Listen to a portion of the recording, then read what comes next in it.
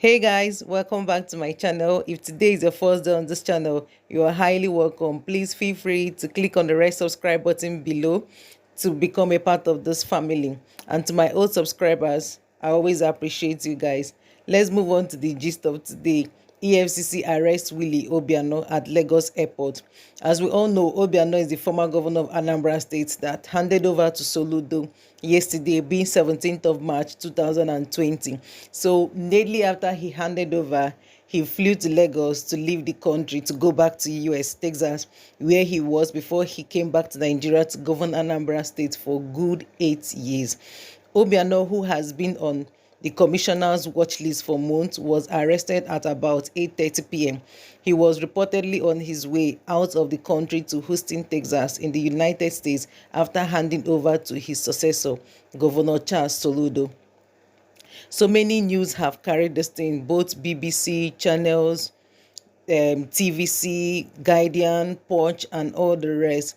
But what I just have to say on this, my own stand is that you've governed the state for good 8 years, and the same day you handed over was the same day you wanted to leave the country. If what you have been doing in the state, if you have placed the state to be like 10% of what US is, or you have done a good project, good development in Anambra State, will you be running immediately you just handed over?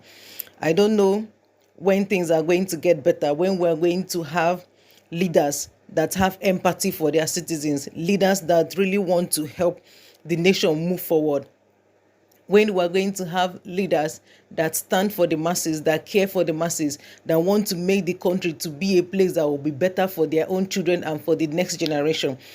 Let's look at what some Nigerians have to say. This guy said he's running to a country where the leaders did not loot but invested on facilities that improve the standard of living of their people. He should be ashamed of himself.